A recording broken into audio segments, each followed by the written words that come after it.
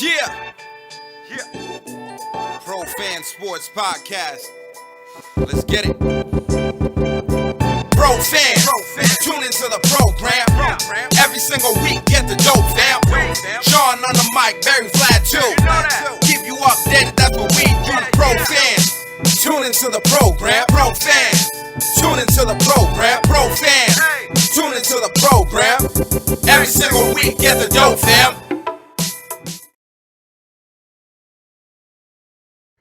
Yo, what it do, everybody? It's your boy John Altidor with Pro Fan Sports Podcast, where the fans of the pros goes back at you with another one with my boys Vlad and Barry. What's good, my dudes? Hey, what's going on?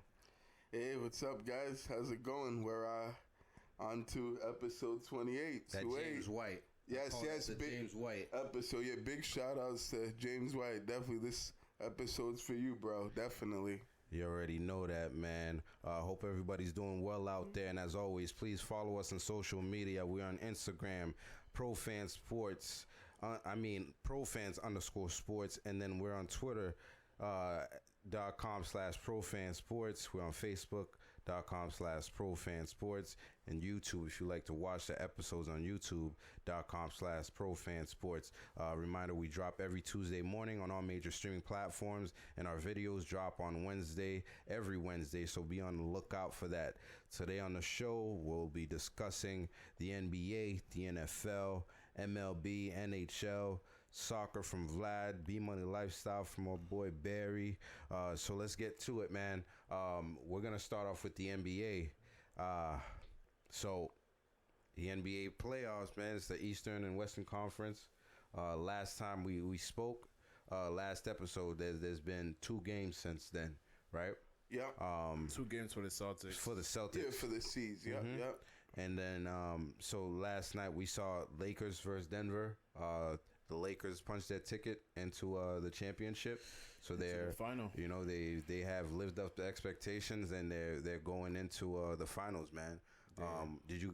I mean, I know you guys watched the game. How'd you guys feel about the game? And what are your thoughts on the Lakers and the Denver Nuggets? Series overall. I mean, the Lakers made quick work of the Denver Nuggets. I thought Denver was gonna win maybe one more game instead of just that one game that they won. Jamal Murray have proven that he's.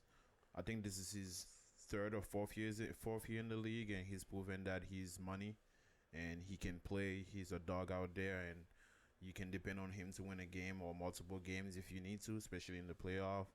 Jokic, unbelievable. He played really well. And that coach, what's the name of the coach over there? Mike Malone. He can coach. Yeah, no, he's good. Yeah, definitely. He can coach. Future's bright. Yeah.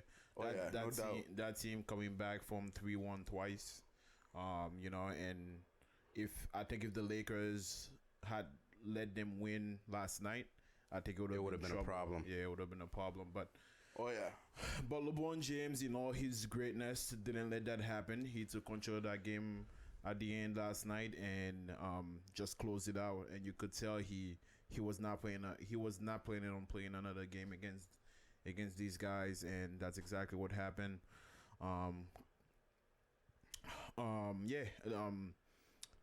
It was just a great series by the Lakers. Anthony Davis just had a really great series. He really carried the Lakers throughout that series mostly. He just, game 3, he hit that 3. Yeah, that game-winning 3. That was game 2. That was game 2. Game 2, yes. Yeah, yes, right. That buzzer beater, yeah. Yeah, game 3, Denver won. You're right. Game 2, he hit that buzzer beater, and he was just great toward that.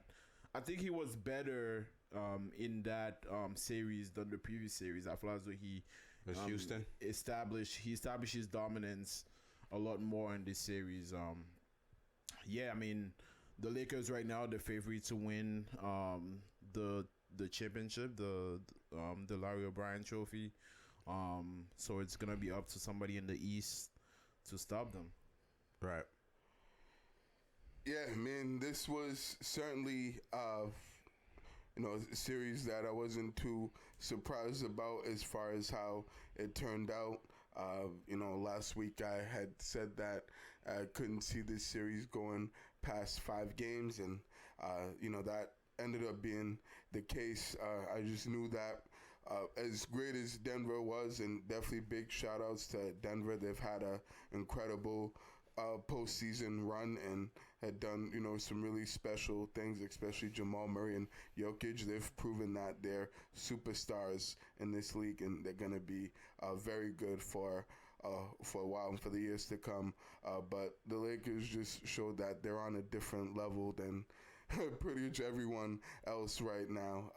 Particularly LeBron James and AD. Those guys are on a mission. They're, locked in. They're, playing at an exceptional and unbelievable high level right now. They both had really good series, particularly Anthony Davis, who I think was, the best player in that series. For sure, he certainly dominated Jokic and whatever big man, he was matched up against. He certainly, did what we expect Anthony Davis to do, which is, be the best player on the floor every night. And that's exactly what he did. And LeBron James was LeBron James. I mean, hate him or love him, the guy's a great player and one of the greatest to ever play this game. He was absolutely, sensational last night. The triple-double, dropping 38 points and, closing that game out like he did, showed that this guy really wants that chip and he's hungry. He really wants to get that fourth ring, and, nothing else matters to him, and and is important at this point. So he knows what's at stake, and he wants to do something special and bring a championship back to LA. So he's certainly been the guy that we all expected him to be to this point. So the Lakers really are, who obviously clearly the favorite to win, as they should be. They've been the favorite most of the season, and the Lakers certainly proved that their size and their it causes a lot of problems and a lot of mismatches for teams, whichever team they're playing, even a team that Denver that does have size, but no one can really match up with the Lakers in terms of their front court, and even Dwight Howard had a good series. Felt like the Lakers role players contributed, from Dwight Howard to even Rondo. Rondo was playoff Rondo. Rondo was the man. Yeah, absolutely. He definitely had a big impact in this series, and showed why they used to call him playoff Rondo. They still call him playoff Rondo. So he's been big for that team, and the Lakers are rolling right now. And good luck to whoever comes out in the East, because they got a tough task to be able to take down this Lakers team, since they're really clicking on all cylinders and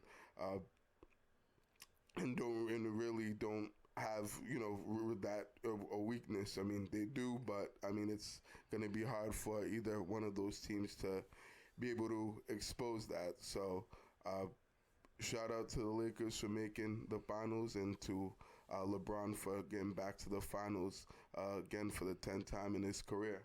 Yeah, that's a fact. I think both of you guys hit up on pretty much all the points that there is to make as far as this series goes. I think this was a pretty uneventful series as far as like dramatics. It wasn't much dramatics to these games.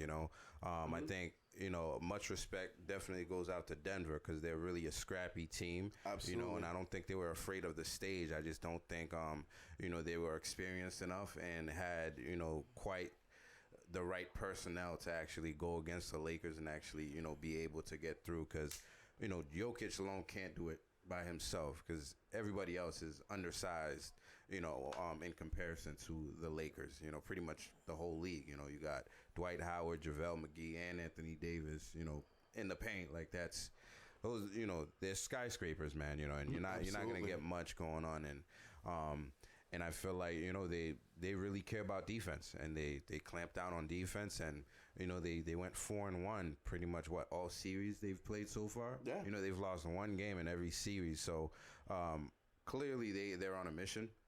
Led by LeBron James, and you can see that guy. He like Vlad said, he's not playing around with any of this stuff. You can see throughout the game, he's talking to his teammates. He's like a parent out there. Like, yo, what are you doing? It was like this picture of him and AD. What, yesterday? And AD's like, dude, you know what I'm saying? Like trying to explain something, and LeBron's what?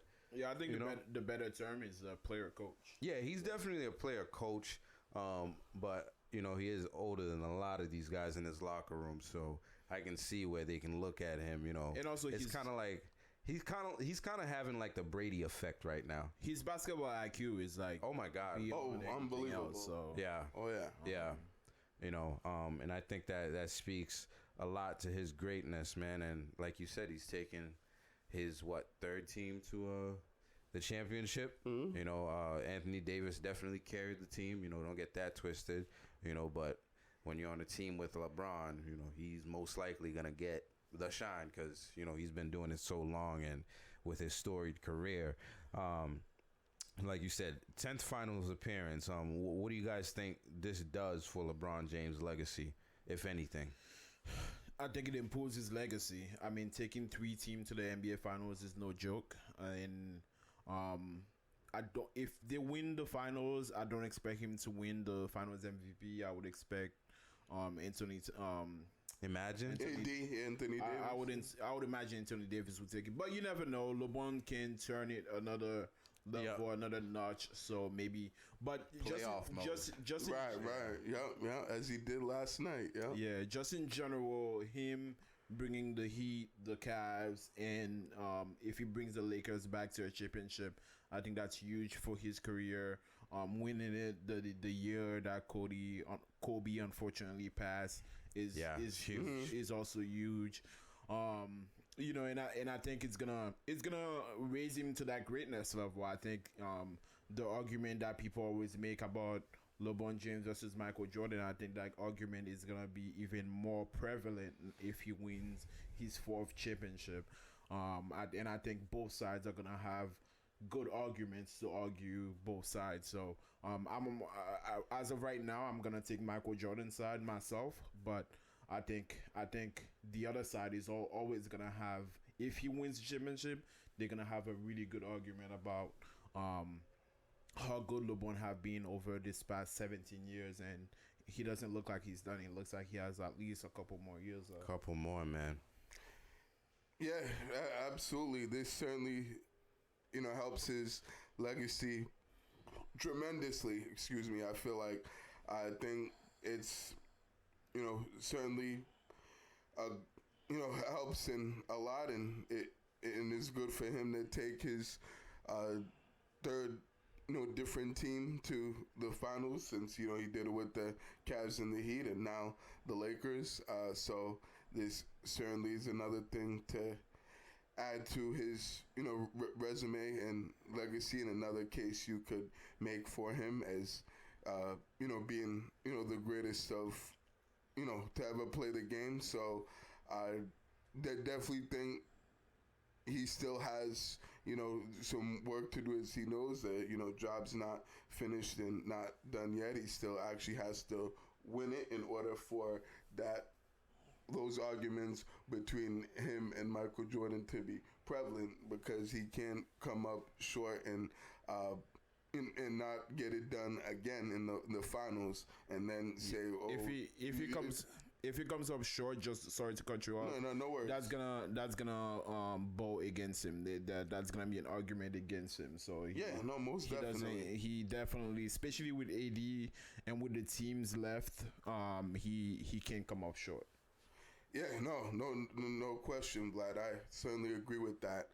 He has to get it done this year and win his 4th ring and win the chip without question, in order for those arguments of him versus Michael Jordan to start all over again and to actually be be relevant and be legit. So, if he does get it done as he should, if he continues to keep playing on the level he's playing at, then yeah, as much as I hate to say it, you could, definitely have those arguments again on between those two players, him and MJ, as I'm sure we will on this podcast, and everyone and their mother will as well. So I know I'm still on the side of MJ as of right now, but I will admit it's going to be a little bit harder to continue to be on that side of MJ if LeBron keeps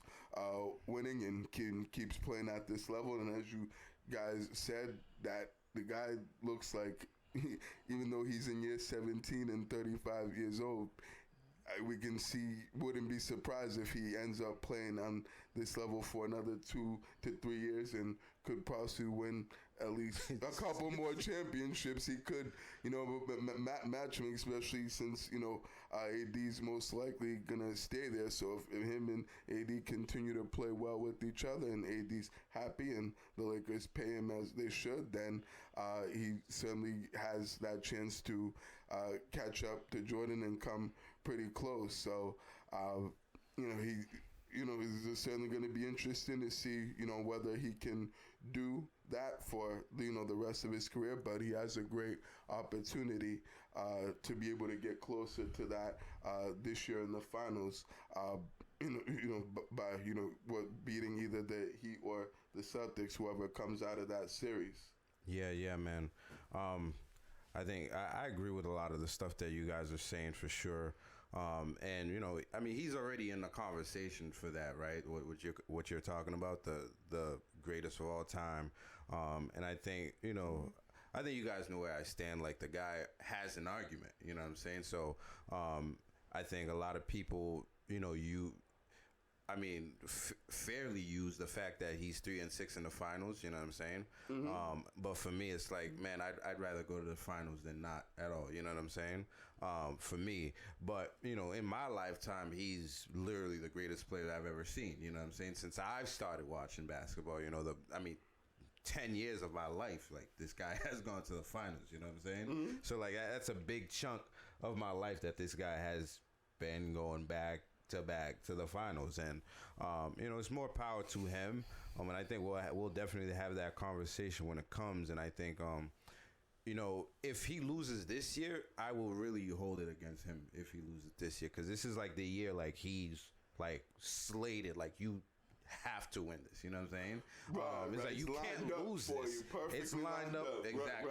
Right. So, like, if you don't win it this year, then you know what, man, like, that weakens your GOAT status. To me, I would think, what I'm saying? Like Vlad was saying, but like, everything's there for the taking for you, with the team, how it's currently built with their focus on the defensive end. Those guys can play defense, and they're long, and it looks like everybody's really motivated to get it done for Kobe. It looks like they're using that as motivation, and as they should. You can't say they're not motivated, looking at LeBron last night, man, he's the oldest guy on the court, and you could see he wanted more than everybody else out there. You know what I'm saying? From the way he's, guiding his team, looking at his teammates, telling them what to do, moving them and stuff like that. The only thing I don't like is like his press conferences when he's like, I got a wide shoulder, I can carry a lot of weight, bro. Come on, man. Give AD some credit, bro. You did not carry the team. He definitely closed out the game last night. But we've all been watching the playoffs. Everybody's been getting carried by AD. So yeah. And I think it's only right. Like, you're fucking 7 foot, uber athletic, center, whatever, power forward. Like, you gotta take control. You gotta dominate. And you're in your prime. But he's like he's a different breed, though. He's a different breed, bro. He could shoot the three. He should be in the paint. He could block. Yeah, play defense. Like, bro, it's like you're a specimen of a player, man. So it's like, with LeBron still in his 17 year and is still like neck and neck kind of thing up for the MVP of the league. that speaks volume to that's LeBron as a impressive. player, man. That's impressive. That is really impressive, and you really can't say anything about that. But I think we definitely have we definitely want another team to win the championship if they could get to a game 7. Yeah, first they got to get to game 7, one game at a time. Absolutely. And of course, we're talking about the Celtics. How crazy would that be if the Lakers, meet the Celtics in the finals? For I don't know how many number of times now, but one thing I did notice that'd be awesome, and like what a way to honor the great and late Kobe Bryant by having a Lakers Celtics final. Since the last time the Lakers made it to the finals was against the Celtics in 2010. Right. I just want to ask this question before we even start talking about it. In your opinion, right? Like, who is the better franchise, Lakers or Celtics? You can ask us. I mean, you just cannot ask me that question. I mean, I'm a Celtics fan. I'm a Celtics fan. I live in Boston. I live in Boston for 15 years now. I can never pick the Lakers. I mean, I hate the Lakers. I will always the Lakers. The Lakers will always be a rival. You can wake me up from death. I'll never pick the Lakers. You know what I mean? It's just as much you can ask me to be unbiased as a sports commentator, but I don't want to. Not for the Lakers. I'll do it for somebody else, but not for the Lakers. The Celtics are the ultimate. The Celtics are the ultimate basketball team, or the ultimate franchise. But I will say this: the Lakers have a more they're more attractive franchise than the Celtics. For sure. Absolutely. For sure. More attractive franchise than the Celtics. They are, as much as I hate to say it. People will always pick the Lakers over us, and just that fact makes us better, I think, because we have to beg people to come here. Yeah. The Lakers just get LeBron. Exactly. That's a good point. We have to get on our knees. We have to bring Tom Brady to get Kevin Durant here. We have to work really hard to get players out here. The Lakers just get anybody they want. Yeah. Right, just because they're the Lakers. So fuck them. No, facts, but I hear that. I'm still gonna side with the Celtics. I mean, it would be hard for me to go to that side of the Lakers, because I'm born and raised in Boston, grew up and lived in Boston all my life. So and I still have that hatred for the Lakers with the passion, since they're our arch rival and always been, and they're like the only franchise that's like neck and neck close to us in terms of winning championships, and that's why I kind of don't want them to win this year, because then they would be tied with the Celtics for 17 championships, since we have one more championship than they do as of right now. So I would hope that we can win this series against the Heat, so that we can match up against the Lakers and keep them from tying our titles with 17. But yeah, no, I think the Celtics definitely are the more impressive franchise, because the way they're able to get guys hasn't been through free agency. It's either been drafting them or through trade. Yep. Just recently we started getting guys and being able to sign guys in free agency. Then we signed Al Horford. That was like the first time, and that's not even a big name. Right, and that's not a big. That's the biggest name. Right. Look at the name we can get. That's when that trend started. Look at the name we can get. Free agents weren't even.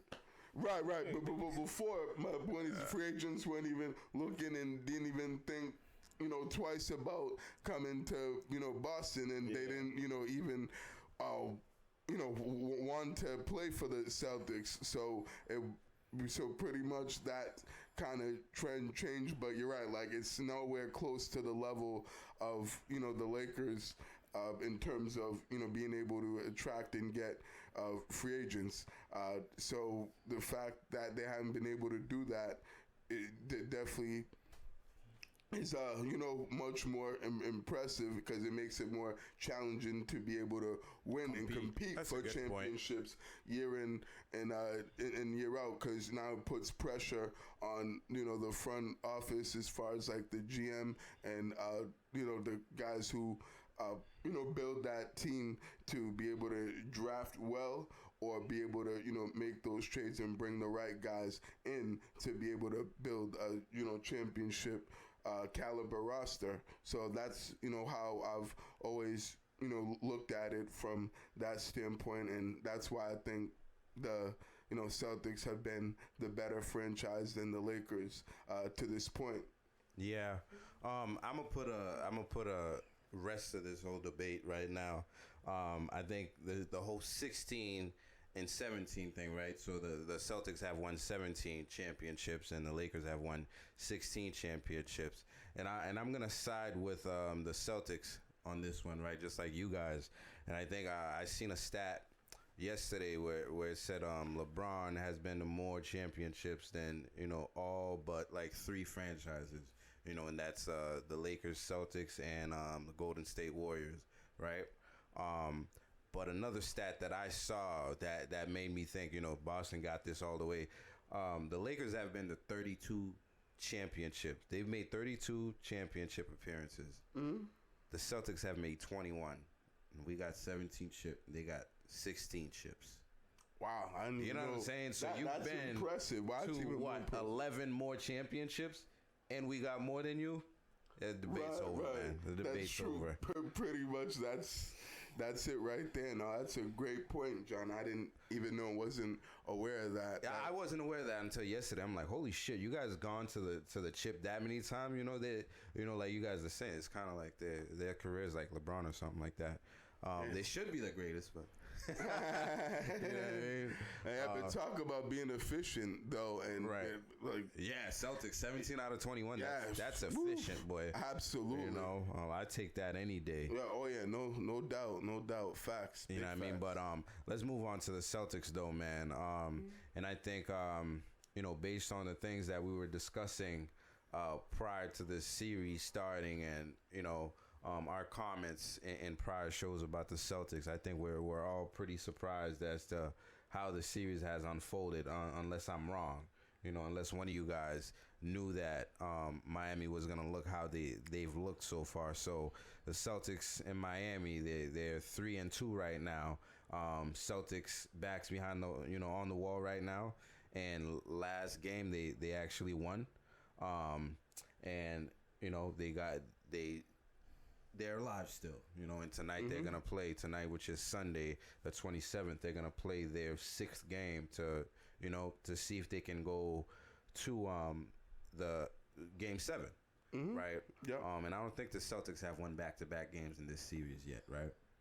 So, no, they have not. They haven't won 2 in a row. So I think, just what do you guys think about the series so far? And what do you think is going to happen tonight? You mean Sunday? Since when they receive this is not gonna be tonight, right? When they what? When they get this podcast, when they get the podcast, it's not gonna be tonight. It's gonna be Yeah. As of game 6. Yep. Game 6. Yes, sir.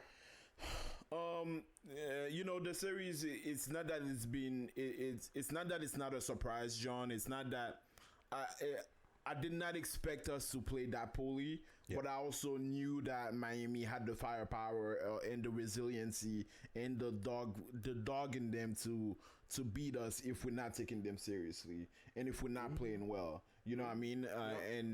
I didn't expect us to go in there and beat Miami handily. I think when I made the prediction a couple weeks ago, I said this series will go game 7. So I'm definitely not surprised, but I'm frustrated with the Celtics, frustrated with the way they're playing. Game 4 was one of the worst games I've watched. You know what I mean? And the turnovers were unbelievable. We couldn't get a rebound for the life of us. Jalen Brown didn't play well. Tatum didn't play well. It was just a really bad game all around. And the guy that I'm really looking to is Kemba. Kemba being the oldest in the team, being the more veteran guy. I remember when we used to play against Kemba in Charlotte. Kemba will drop 42 points sometimes.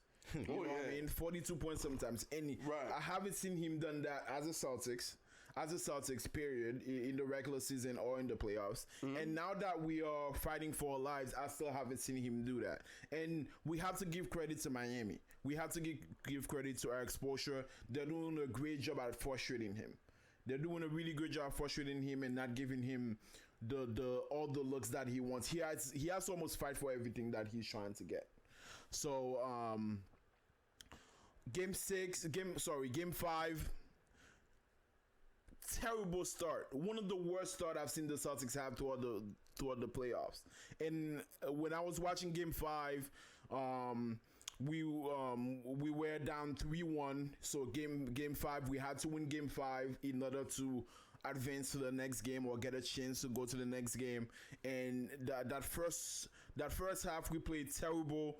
In my head I was like, I can't believe those guys are packing it in. Like this is reminiscent of last year when we played Milwaukee and we packed it in, and we were just like, yeah, we're not playing anymore. Bags were packed early, man. Yeah, for real, and that's what I was thinking when I was watching game 5. I was like, okay, those guys, they packed their bag already. Their bag is already for real. They're ready to get out of the bubble. Yeah, their bags already in the bus. They're just ready to go home.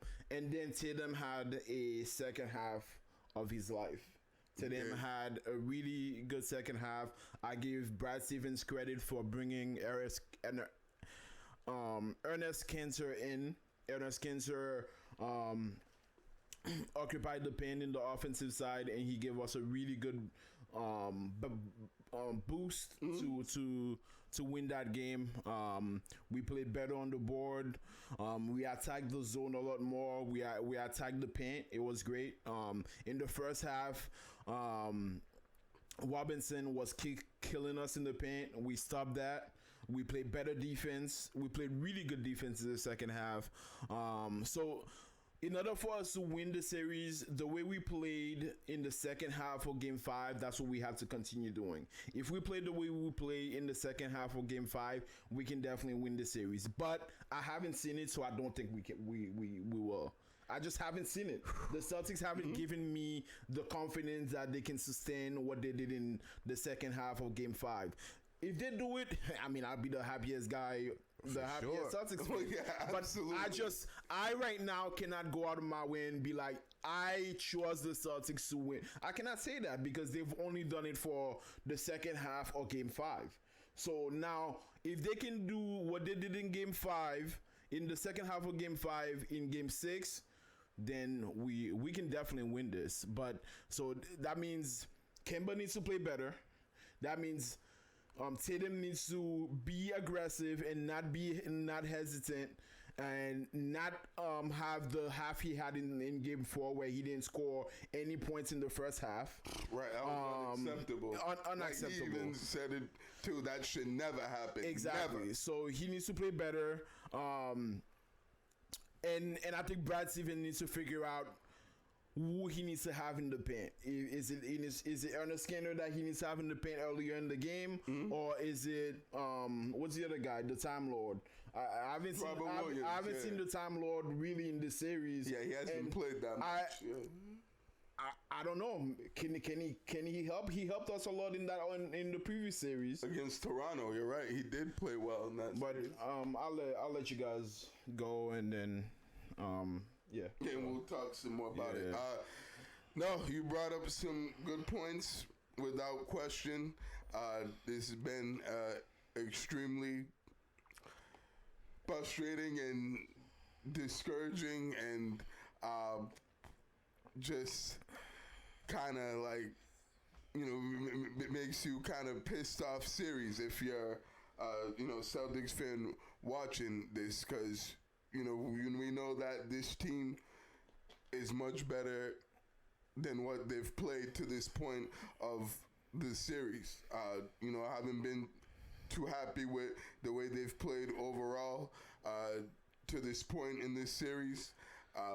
You know, I was certainly happy that they won Game 5. Obviously, they needed to win that, or else we wouldn't still be talking about this series going on. We'd be pretty much wrapping up their, you know, postseason run and, you know, giving, you know, thoughts on how the whole postseason run went. And I'm sure from three of us, those thoughts wouldn't have been too good had they not won that game on a Friday in Game 5. So, in Game 4, that, you know what I'm saying, game still pisses me off because they didn't play like they were supposed to play. And I get they had the 3 days off prior to that, but they still shouldn't have played that poorly, you know, and played, particularly that in the start of that game. They shouldn't have came out the way they came out. Like that can happen regardless of how many days off you have in between games, and particularly in a game that is crucial as that was. So, you know, we already know, you know, Tatum had 0 points in the in the first half, and was 0 for 6 in that first half. We already, you know, said that, you know, things like that shouldn't happen. I get that he's still, you know, young, only 22 years old, and he's still growing and still learning as we go in this playoff run. But, I mean, a guy that's that talented and that good of a scorer should never go scoreless in any half. I don't care what team he's playing against, and I don't care how good a defense the other team is playing. Like, you've got to be able to at least contribute more offensively and be a non-factor and an absolute no-show. Like the guy looked like he didn't, you know, he wasn't really on the court in the first half. Like, I was wondering where he was, but luckily. I mean, not luckily, he did show up in the second half, but I feel like that was too little, too late, and you know, it wasn't enough to win that game in Game 4. And like you said, Vlad, the turnovers in this whole series have absolutely killed us. They've been the single-handedly the main number one reason of why the Celtics are down 3-2 and why they've been losing these games and losing leads when they've had them, is because they cannot take care of the ball and they cannot have good offensive possessions, and they don't value their offensive possessions when they need to and when Miami plays that zone. Yep. So, and they haven't been consistently doing that in this series, and that's the thing that has been the most frustrating and painful to watch, and has been their Achilles heel. So, you know, and that certainly was the case in Game 4. They didn't, you know, do a good job of, you know, limiting the turnovers. They had 20 turnovers again for the second straight. The second game in the series. They also had 20 turnovers in Game 2, and I believe they had 8 turnovers in the fourth quarter. Unacceptable, man. Exactly. You're not going to win playoff games playing like that. Like you ain't beating nobody like that. Like, seriously, you can't win games in the NBA when you're turning the ball over left and right like there's no tomorrow. Yeah. So, you know, going into Game 5 now, you know, it was definitely, you know, pretty, you know, not only frustrating, but it was just like, you know, damn, like these guys really gave up already. It looked like, you know, they, you know, already had their vacations planned to Cancun. It looked like they already saying 1, 2, 3 Cancun. Like, it looked like they already had their reservations booked and their vacations booked to wherever they were going, and that they were ready to get out of the bubble, and they didn't want to be there, and they've had enough of the playoffs, and they just wanted to, go and be with their families, particularly Hayward, be with his newborn son that he just had. Shout out to Gordon Hayward, man. on having his first son and his fourth child this week. Gordon Theodore Hayward. So big shout outs to him. But yeah, he looked like he wanted to go to Indiana and be with his family and his wife and see his son since he hasn't seen him yet. And luckily they did show up and play well in the second half, and they played like the Celtics team that we expect them to play, and they're capable of playing on a nightly basis. Yeah. I mean, they, like Brad Stevens said in one of the huddles in the timeout, that was the first time I've seen Celtics basketball in a while. Mm-hmm. And that they definitely got back to playing Celtics basketball, like playing great defense, forcing turnovers, converting those turnovers into a point, and getting out and run in transition, taking care of the ball. Moving the ball and getting good shots and finding the open guy and playing together as a team and collectively on both ends of the floor. That's what we saw in Game 5 in the second half, and that's what we're going to need to see more of moving forward in this series as we go to Game 6 on Sunday. That, if, they do all those things I just said and value those possessions and play good defense and take care of the ball, they can win games. Because you see, when they don't turn over the ball and they're not, being careless with the ball and they're making good decisions, they can actually score and get baskets. It's not really that hard. It's not rocket science. Right. So that's what they're going to need to do, and I'm glad they figured that out better late than never, because I was like, damn, like these guys still haven't figured out Miami's zone defense, which they did a much better job in Game 5, but they still haven't figured that out consistently. So, like we said, consistency is the key. Like, you need to show me this in Game 6 in order for me to fully believe that you have the all chance. 4 quarters. Exactly, 48 minutes. Exactly, Vlad. Good point. That's what's gonna need to happen in Game 6, and for because if they come out slow again in Game 6, which is happening Sunday.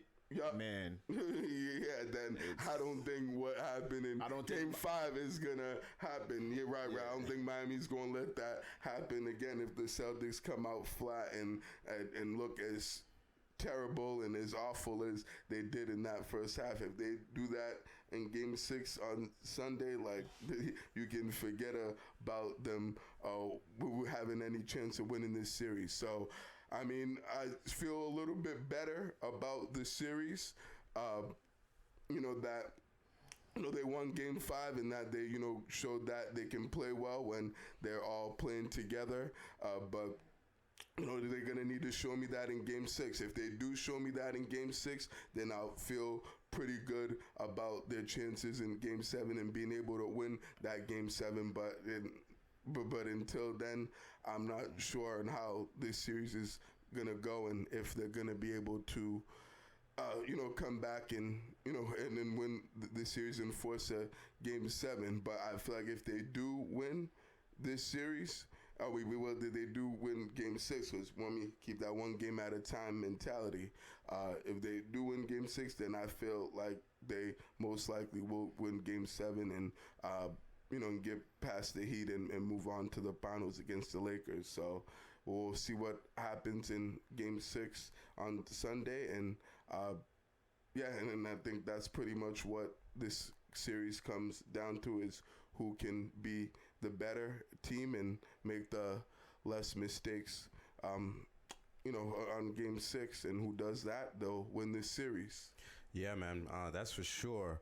I think you guys, once again, have pretty much broken down every aspect of the game, but I do think the Celtics have played well enough to be the ones that are 3-2, right? to be the ones that are, the lead. They should be up. They should be 3-2 up 3-2 instead of down. 3-2, Right, you know what I'm saying? right. I think they've played well enough to actually be there, but then the breakdowns at the end of the games, and it's like you got to have the will to win sometimes. disagree You know with what I'm that. saying? I feel like the Celtics were leading pretty much 3 games, and at the end of the games, they just like messed it up. Yes, you know what and I'm saying? that's why I can't say they played well enough to be. Well, obviously they didn't well enough to win the games, Yeah, but they I just- think, it's not like you said, it's not like rocket science. They were scoring, they were like leading by, large amounts, and it's like you still end up losing. It's like you could have won this game, you know what I'm saying? That's what I'm trying to say. Obviously Miami has taken advantage of everything they could to be where they're at. Right. And I think Miami has really won out the games flat out for 2 games, That was a Tyler Hero game, and what was the other one? Game 4? Was that game 4 That was Tyler game Hero 4 when game, Tyler or Hero game was 3? cooking and went off for 37. Yeah, Yep, so I yep. think they've played well enough to win 2 of those games. No, I thought I think was it game 2 or game 1? You thought that they played well enough to win? maybe like game 3. No, game 3 is when the Celtics pretty much dominated and they won that. They won that convincing. I'm getting the games mixed up, but I felt like they've played well enough to win like 2 of those games flat out. You know what I'm saying? And I feel like the Celtics were in 3 of those games that they could have, should have won, but should have, could have, would have. Well, yeah, definitely game 2 they should have won. Right. Without question. Game 1 I'm not too upset about because they could have gone either way. But game 2, that's the one that obviously we're all frustrated about. That they should have had that. There's no way you should lose a 17-point lead. But yeah, sorry to cut you off. No, John. it's all good. Game 4, I'm thinking about Jason Tatum, right? So a lot of people put the blame on Jason Tatum, right? Because he started out cold, like pretty much he was gone the first half, period, but I think this is just like a case of other guys got to step up, you know what I'm saying? For the guy to not score in the first half and come back and still lead the team in scoring with 28, it's like, But what are you the know what other I'm saying? guys Like, doing? where are the other guys? Like, Why are we what blaming you doing? just Exactly. Jason Tatum? It's like, bro, there was other guys playing too, and I still got more points than all of them. You know what I'm saying? I And, like, still got more buckets than all of y'all. and Vlad was saying, we need to see like Kemba Walker. These are the times. These are the moments. Like you need to step up. Jaylen Brown. These are the moments you need to step up. Do something to compensate for Jason Tatum having a cold first half. Right. And again, you got to have the will to close it. And they could have won the game 4. At the end No, there. for sure they could have taken game 4. They just didn't do it at the end. I remember listening to the game, and Maxwell was like, this game is gonna come down who blinks first. And Tyler Hero comes down, throws up a 3, bow. You know what I mean? Slip up, and they took the game from us because we went up at in the last quarter. We had all the We had a momentum, lead, and right, then Tyler right. Hero came back. It was like a 2-second lead. Yeah, it's true. Yeah, but, like, I think game 4, I had no confidence in the Sox in that game. from what the When deficit, they were playing from well the in those deficit stretches? they Game came 4? back up from. Nah, the deficits they came back up from.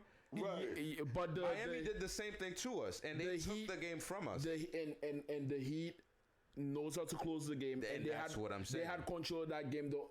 Like there was no period of that game where I was like, "Oh wow, there's a 6-point win." I was like, "No, the Heat have a pretty good handle on that game." There was a sequence. Even when we went up by 2, right after that they took it away. It was like a no-brainer. There was But a we did sequence. make some runs though to get back in the game. No, and we let's did. still have some good There was a stretches. Go ahead, sequence John. where Miami had the chance to go up by 15. They missed like 5 straight 3-pointers. Yeah. And Right, then the Celtics came back on a run to come back. They took all the momentum, and then it was like it comes down to who blinks, and then Tyler Hero comes back, bow right in the face, 3-point, and then it's like it deflated us. You know what I'm saying? And then we just never made a comeback after that 3, and they took the game from us. Yeah, that was demoralizing for sure. Yeah, that was definitely demoralizing, and it's to the point where I got so frustrated. You guys are gonna be surprised. I did not watch a second of Game 5. Why not? Whoa, what? Not one Excuse second me? of Game 5. Why not? Whoa. I just couldn't do it. I'm like, Yo, am I really gonna watch the Celtics go down? Oh, you saw. 4-1? No, You saw. I guess I am. You know, You it's saw. like I'm like one of those guys. Yo, Come on, I'm you like, saw. yo, Really? If I don't watch the game, they might win. I didn't watch the game. though. Not at all. Yo, What about when we were texting Brian in our group chat? see, that's what I was thought just you gonna said 'cause say. you were too nervous. Barry and I, we're in a couple group chats and shit together, right? And we're texting throughout the whole game. Did I answer one time during that whole night? No, you didn't, and I thought it was because you said that you were too nervous about the game that you didn't even. You couldn't have, Bro. bother responding, and you weren't able to communicate back. I thought you were actually watching the game and were really Bro. nervous that, that's why we didn't hear That not a was it. word from you. But I'm absolutely appalled and stunned the fact that you just came out and said right now you did not watch I a did not single watch a second of Game 5 on Friday night. Like, I'm astonished, but I'm blown away. Yep. By Listen, that, John. Like, listen. I thought you were more of a fan than that. Oh, Like, I you am were a true fan. That's why. And I thought that you would at least be, have the courage and the balls to be able to watch that and to see your team, if they're going to get eliminated, at least be able to see it with your own two eyes. Here's my logic, so you right? can Here's actually my see logic. what transpires. Here's my logic. If you're gonna play that terrible, I'm not gonna waste my time watching you lose that shit. You know what I mean? That was mine, and I'm like, Man, yo, but you don't give up on your team like I didn't give up on him. I said, did? yo, You did, 'cause nah, you just said you didn't watch I it. feel like to You me, just said that. yes, but I also said like, yo, maybe if I don't watch it, they gonna win. To us, that's giving up. Right, facts. Exactly, Vlad. I'm with you on giving that. up. Yo, that's exactly saying, what it looks oh like. man, All I right, don't know. I'm gonna say something else. I'm gonna say something else. I might not even watch tonight's game. Oh, that's crazy. Damn, really? Yo, straight up. crazy. I What might, kind of fan are you, I might man? not, What bro. kind of fan are you? bro. When- I'm just one of those fans that's Next like, week, next Sunday when we're doing the Celtics series, go downstairs. Yeah, when we're doing this segment, me and Vlad will let do me the and Barry segment take. of the Celtics, right? If you're right. not gonna watch it, then Yo, you don't get. Why are you gonna You don't talk get, about you don't it get on to the talk about it podcast? if you're not did gonna watch watch. it, though. I rewatched the game, after I found out they won. You know, what I'm Man, saying? that's But not it. Just so I could. That's not the same, right? It's right. not. It's not. But listen, Come on, man. You know what? Even if they had lost, I would have still had to go and watch the highlights and see what actually happened, so I could talk That's about it. crazy. That's But- crazy. Yeah, it is, man. That's That's crazy. unbelievable. I was Unreal. hanging out That's with the point, I was John. hanging out with I'm a friend. I was hanging out disappointed. with a friend, and she's like, "Oh, so you're really gonna watch the Celtics game instead of hanging out with me?" And I was like, "Yes." I was like, "Yes, this is like possibly the last game of the season." Oh my And one of God. your lady friends said that. She's a friend of mine. Yo, Oh wow, damn. I be sitting here shitting bricks, dude. I'm Yeah, like, you're crazy. fuck, bro. Like, yo, I be sweating, So, And hopefully that- they that's win cra- game that's 6, crazy. man. Hopefully they win game 6. Crazy. I still but can't believe that, John. I think You better watch the game. Exactly. I might watch it for you guys. So Yeah, wow. Thanks, John. I think What a you guys. response.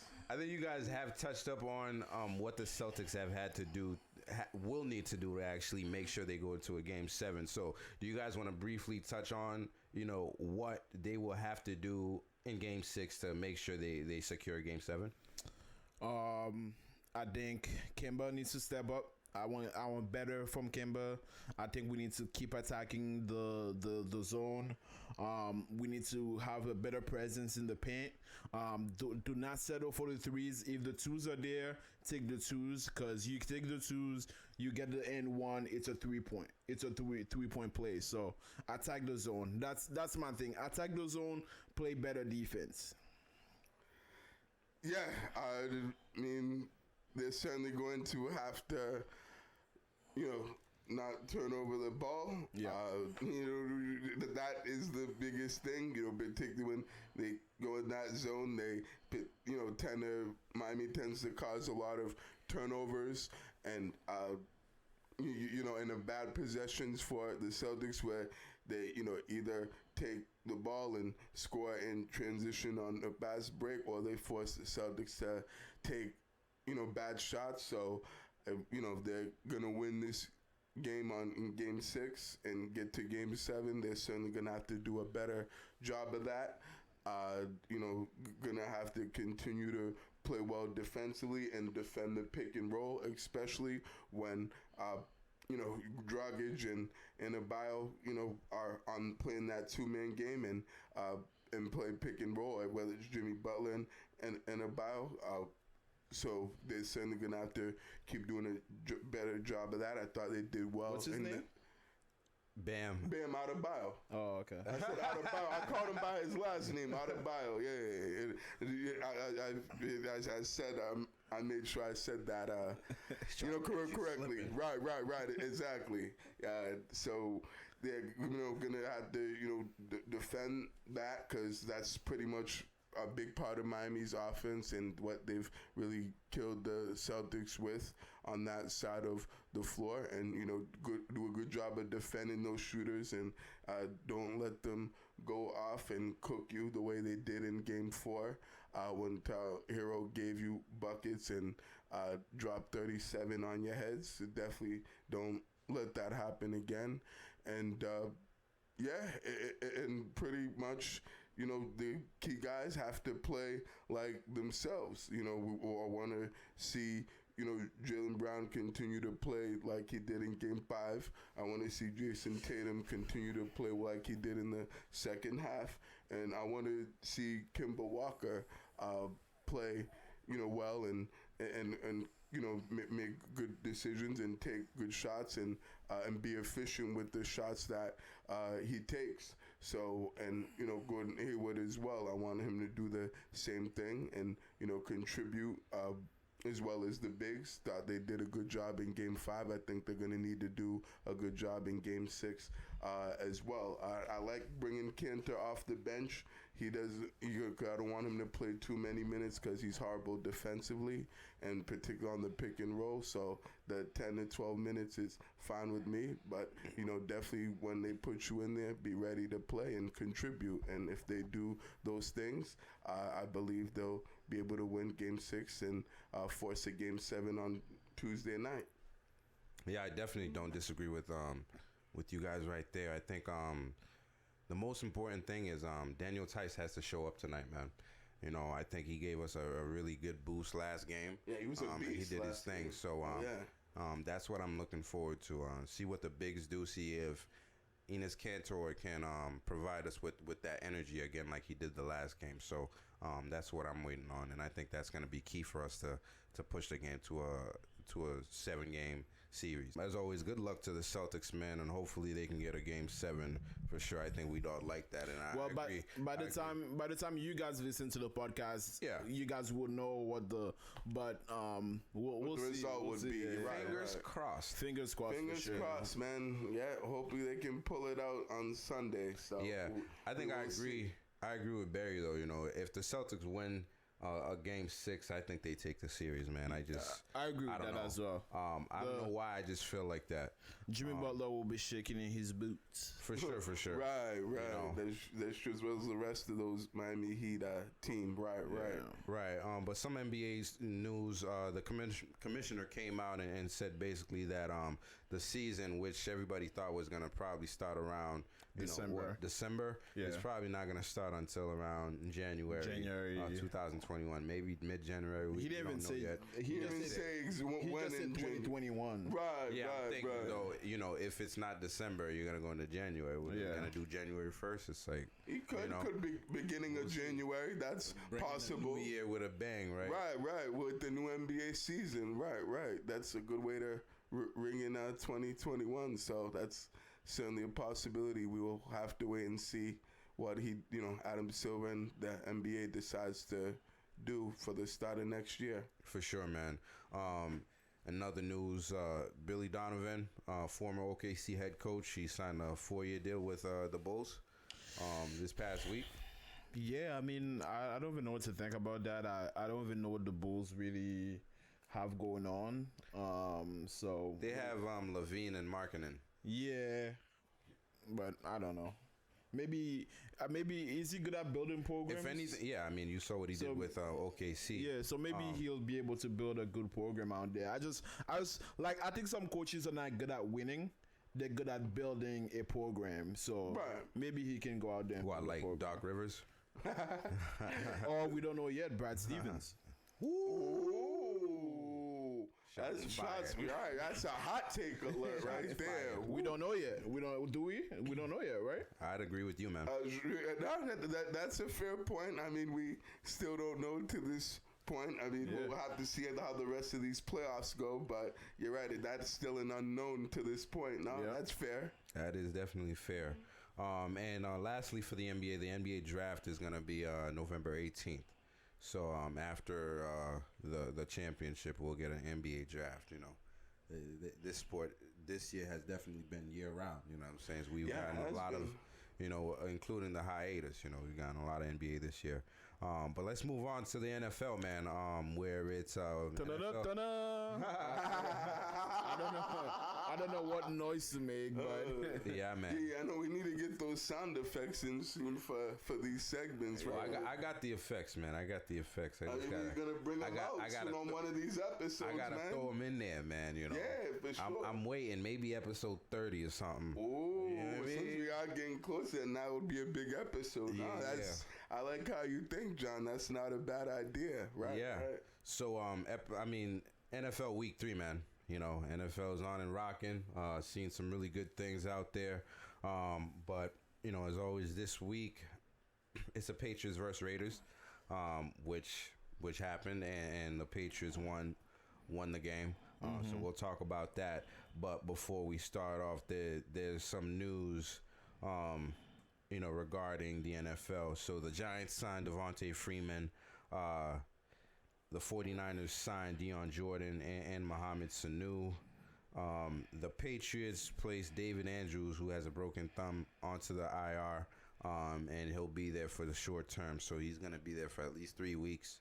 And they also did that for Josh Uche, who is a rookie linebacker, and we don't really know what he brings to the team yet, right? But other than that, there's been some fines that were handed out in the NFL to a few NFL coaches for not wearing masks, and you know, and their teams were fined as well.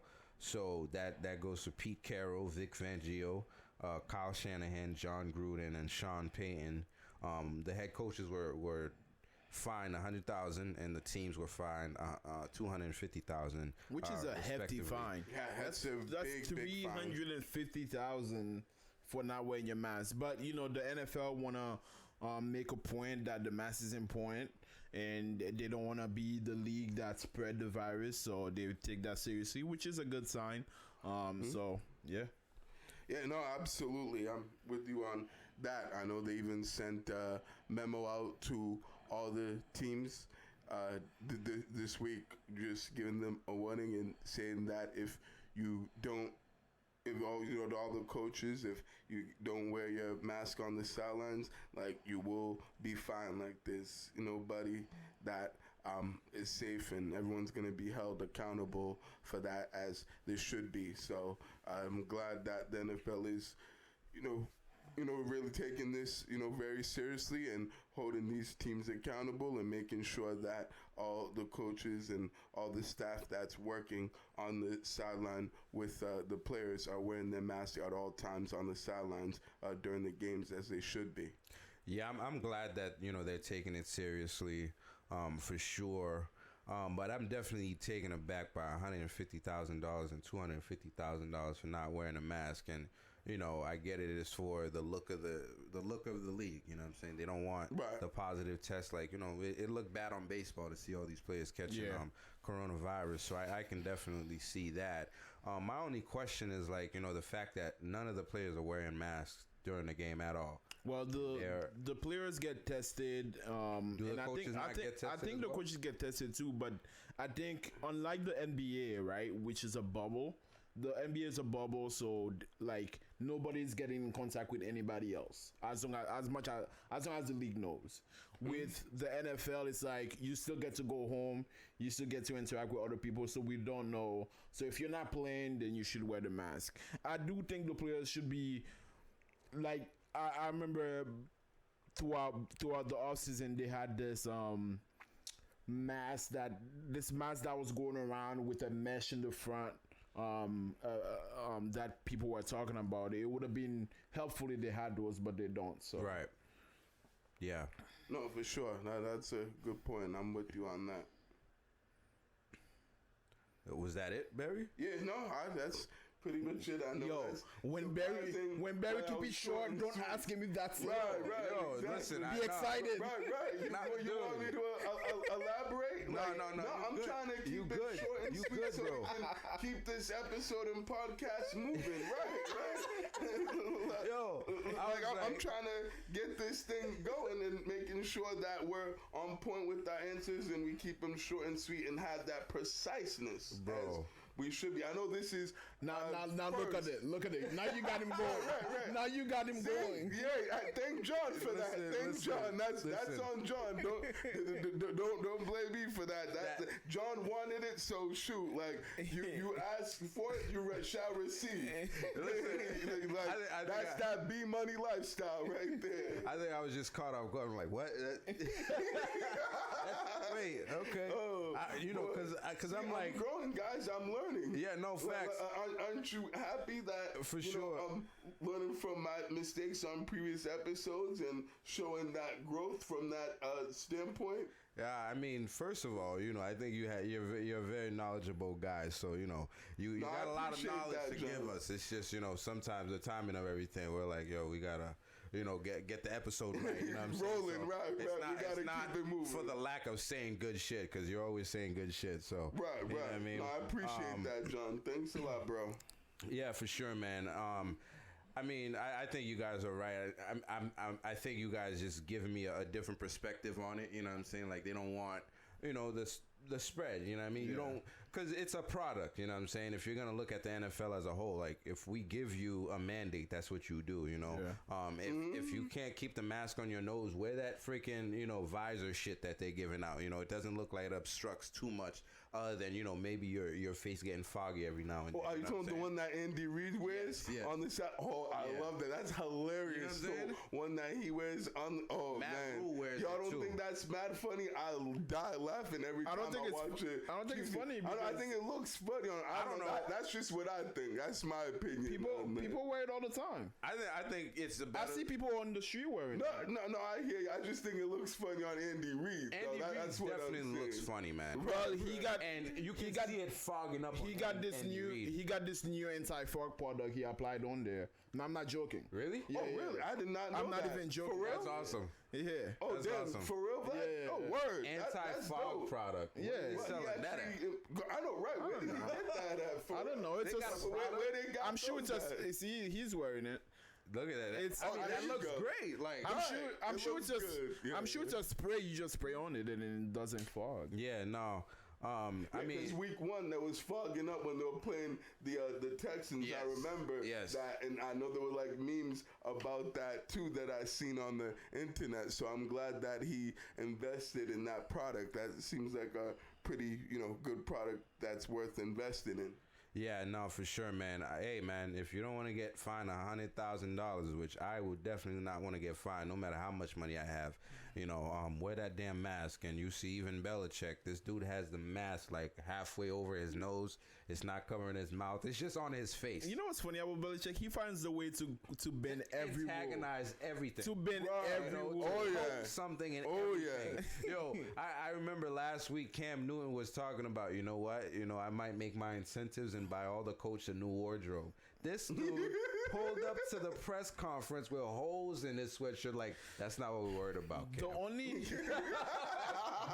You think I care what I look like? the only thing about that, Belichick looked really bad that morning. Yo. But He didn't look awful. his mom just died. I was thinking that his too. wife, Right. his wife's father just died.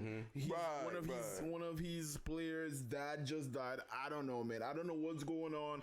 I don't Yeah. know what he went through that night. So I'm just not gonna comment on. Only thing is, it's not Right. the first time we've seen him wear that sweatshirt. So, You know, it is. I mean, his hair looked all disheveled and We've stuff. never seen it that ripped up. Though. Yeah, I'm not. There was holes all over that. Right. It looks like Kanye's line. So what are you guys talking about? That's what Julian Edelman. What are you guys talking about? It looks like Julian Edelman's like, well, Kanye designed wears it. stuff like that. Yeah, you know? Kanye designed it. It's fashion, bro. So he's trying to pull a Kanye and have that Kanye dripping. Kanye does that and he sells it for $150. Right, and he still makes bread off of that. Not my bread. Yeah, I me know that. either. I don't invest in that. Well, either, I don't buy shirts with no holes in it for Heck no. $150. I'll poke a hole in my own shirt. Right. I don't know how people can do that. Yeah, that's crazy. Yeah, I couldn't wear something. Well, like that. when this podcast take off and we're making money, I want to see how you guys change. How the money change you guys. Oh man, I'm gonna be in here wearing all. Nah, hell no. Oh, I'm gonna still, wear, what I usually wear. Probably invest in some more T-shirts because, I have a pretty good T-shirt game and I like collecting T-shirt. I'm actually a T-shirt enthusiast, so like I'm good into collecting different kinds of T-shirts and stuff. So I'll probably get some more and rock them on the podcast once, we get up there and, we this podcast gets bigger. So that's probably what I continue to keep doing. All right, let's keep going. Right, I know, right? For me, I'm gonna still be at TJ Maxx and Target, but there was this other news that I left off here because I thought it was pretty interesting. Drew Lock, who plays for the Broncos, he got injured, rotator cuff injury. So he's gonna be out a few weeks, and the Broncos have Jeff Driscoll starting. If you don't know who that is, we don't know who that is either. Right. Exactly, ain't the only one. Right. But Denver just signed a quarterback, off of the streets. You know what I'm saying? And it's not Colin Kaepernick. It's a guy that nobody wants on their team. Like, I mean, it's been years. Even when he was a starter, they didn't want him on the team. You know what I'm saying? And that guy's Blake Bortles. He got signed to the Denver Broncos, and Colin Kaepernick is still out in the streets. And at least bring him for a practice. It's weird. I'm not saying we're not saying to sign this guy, dude. You know what I mean? At least bring him, make him throw something. Like, see if he can play. But anyways, I don't know, man. Seriously, like that kind of got me tight. But and I made a point on that in Facebook this week. When I pointed that out, that the fact that guys like Blake Bortles are getting signed, but yet Colin Kaepernick still hasn't gotten not only signed but gotten any offers, or no teams even offered him to bring him into a visit or a workout at all to this point, and this so-called interest that initially they had during the offseason, and him apparently is fake and what wasn't real when they would say, oh, we're just trying to gather more information. Like, yeah, all right, y'all weren't doing shit. Y'all just didn't want him and didn't just want to say, oh, yeah, we don't want to sign him. And yet when I brought up that point, people try to come at me and give reasons of why Colin Kaepernick hasn't been signed, saying, oh, that he's not that good of a quarterback and not worthy of being on an NFL roster, and that he wasn't that good when he, the last time he played and stuff, and his numbers were terrible and stuff. So and Blake Bortles was a superstar. That's what I'm saying. I don't know why people on Facebook were trying to tell me that, right? As if Blake Bortles was that much better, right? As if Blake Bortles was balling and was putting up numbers and doing his thing and doing work on the field, right? Like for real, like that's what got me tight, is that they were defending Blake Bortles and trying to say, oh, he's a lot more worthy. Well, not a lot. He's more worthy of an NFL contract than Colin Kaepernick, when I'm like, yeah, get the fuck out of here, like, please. Like, save that for the birds. Like, don't bring that nonsense and that bullshit to me, because I know that's definitely not true and not valid, those points that you trying to make, that Blake Bortles is more worthy of a contract than Colin Kaepernick. Like, absolutely not. Like, People are ridiculous, man. Like that just got me tight and pissed me off, and I wasn't too happy with that. And yeah, it's ridiculous. This guy hasn't gotten signed yet by any team. Yeah, man, it's like, dude, you have a former Super Bowl starting quarterback versus a guy that nobody wanted on the team when he was a starter, man. Like, I don't know what argument you have to make against that. It's like clearly the guy has been blackballed, and he's been blackballed and continues to be, you know, blackballed, right? And Blake now Bortles hasn't made a Super Bowl. Exactly, No. and Eric Reed is now part of that too, you know, because he hasn't been signed by any team as well, man. Either right, he's on the same boat. Facts. You know, and we know that guy has been like, you know, his Robin, you know, the whole that's his time. right-hand man. That's right. For sure, man. But let's get on to the Patriots versus Raiders recap, where we saw the Patriots take a 36-20 games from the Raiders. And the game was close in the beginning, and then it just started unraveling at the end there. I felt like the Raiders started off strong, but then, you know, with the coverage on Waller, you know, pretty much everything else, it wasn't working for them all game, you know. And they got into bad third and long situations all game, right? Right. Well, what did you guys see during that game? Before you go, there's some stats. Cam Newton, he was 17 for 28 for 162 yards. He threw one interception and he threw for a touchdown as well. Sony Michel had 9 attempts for 113 and 17 yards. He averaged 13 yards a carry. That's awesome. Rex Burkhead had 6 attempts for 49 yards, and he scored 2 touchdowns as well as a receiving touchdown. J.J. Taylor had 11 carries for 43 yards. Cam Newton had 9 carries for 27 yards, and Isaiah Zuber had 1 carry for 13 yards. And we ran it down their throats this game, man. 251 rushing yards. What were the receiving? The receiving actually, Rex Burkhead led the team in targets because we ran screens all game, right? Right, yeah. It seemed like we ran like 30 screens, man. And then the next person on here is actually N'Keal Harry. He had 4 targets. So Rex Burkhead had 10 targets. He took 7 of them for 49 yards. Nice. Yeah, N'Keal Harry had 4 targets. He brought in 2 of them for 34 yards. He's on my fantasy team, so he ain't helping me this week. Did Demir you start Bird, him this week? I had to. I had injuries.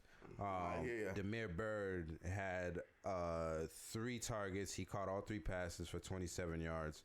Julian Edelman caught 2 of his 6 targets for 23 yards. Sony Michel was 2 of 2 today for 23 yards. He actually caught 2 balls. He caught 2 balls and ran them for more than 2 yards each. Really? Which is, man. Wow, that's a shocker. Wow, that's amazing. Jakob Johnson got 1 of 1 for 6 yards, and then Ryan Izzo saw 1 target, and J.J. Taylor saw 1 target, which none of them they didn't corral those in. But yeah, now that you guys know the stats, how do you guys feel about the game? Like, what did you see within the game? It was a sloppy start by both teams. After watching the Raiders played against the Saints on last Monday night, I was definitely worried about the offense against our defense, mainly because we don't have a linebacker core that can really stop the run. And if a team can really stop the run and you get them going on the play action, and the way that Derek Carr was throwing against the Saints, it definitely got me thinking. So I thought he was going to do the same thing to the Patriots. But no, the defense of the Patriots actually suffocated the offense for the Raiders. We start, what's his name? Delon Waller? How do you say his name? Waller. What's his first name? Darren Waller. Darren Waller. I think he got stopped for 1 catch. 1 catch, man. 1 catch, 2 and that was in the 4th quarter. With 4 minutes left. Yeah. And he had a really good game last week against the Saints. So for us to stop him, What he caught, like 16 balls last week or something? Yeah, so something like that. 16? Nah, not No, 60, it wasn't but 16. I think it was either high. 12 or 13. It was high. Give me a Yeah. second. I'll give it to you, but go No, ahead. you don't have to. Go ahead. But he, for the game that he had last week compared to this week, we did an amazing job with him. I think we had the rookie on him at some point during the game. Duggar, yes. Kyle Duggar on He was him. matched up on him partially, right? But we had Juwan Williams on him pretty much all game. And and I think we did a great Juwan job. Williams? Yeah. Who's Juwan Williams? He's one of the defensive He's backs. one of the. He was. rookie last Juwan year. Williams. He's on- Oh, hey, if you remember, he's the guy that got caught with the possession. Yeah. We're not gonna talk about that. Okay. Yeah. I completely forgot about him. Then again, that goes to show how deep our secondary is. Yeah, and that's my bad on that, guys. I just kind of had a blonde moment, to say the least. Yeah. You like that one, John? Huh? Had a blonde moment. Yeah. Actually, Darren Waller had 16 targets. He caught 12 balls. Yeah. Yep, 12 reception. Anyways, the Patriots had a good game on the ground, and there was a lot of throws to the backs, as John mentioned. We win a lot of screens. There was a lot of check downs. The passing game wasn't as fluent as it was last week, where last week we threw 400 yards, but we did what we needed to do to make it work. The defense was amazing with a fumble, a defensive touchdown. The defense has been playing better and better. Our defensive backs have suffocated that team. That team has some really good receivers, and we basically shut them down. So that was pretty amazing. Yeah. Yeah, I thought they played well today on both sides. They started out a little bit slower than I thought. I think the Oakland's defense at Las Vegas. Still trying to get used to that. I'm so used to it. Right. That's what I'm saying. I was even saying it during the game today as we were watching the game earlier. That the Raiders' defense looked like they were slowing down the Patriots offense, and they forced them into some 3-and-outs early, and pretty quick possessions where they weren't able to maintain possession on the ball for long, and Oakland got off to a good start offensively, and they definitely were able to run the ball, and Kyle was able to make some plays in the passing game, and then I think it was like the second quarter where it turned around, and they the Patriots started playing better. They, got the running game going, and I think that opened up everything else as far as, the passing game, the short, quick passing game that they were able to do was certainly effective. And getting the running backs involved was big in this series, as, they ran for 251 total rushing yards, and that running backs had quite a bit of receiving yards as well. So I think that was a big part of the game plan this week, was getting the running backs more involved, because they don't think they were too involved last week. But Sonny Michel had a great game today and played, I think, the best we've seen him play since his rookie season in 2018. Rex Burkhead had really good game, and probably the best game we've seen him play as a Patriot to this point. Yeah. So those guys were both playing at a high level and did their thing today. And Cam was doing well too. He had that one interception, which he shouldn't have thrown. But I thought for the most part he played well and made some good decisions out there, and and had good control of the offense. So, and then the Patriots defense was certainly, played well after that, slow start when Oakland was being able to move the ball and, through the air and through the ground. I thought they they did a better job, particularly in the second half, of slowing them down and doing a good job on Waller, the tight end, and not letting him get going and being a factor. And then Josh Jacobs, was certainly a they would slow him down and wasn't really too much of a factor in this game after the first quarter. I know he was banged up a little bit, but I thought we did a better job of the running game and getting pressure on Derek Carr with the front seven was certainly really our D-line in particular was certainly another good thing that I saw from the Patriots today.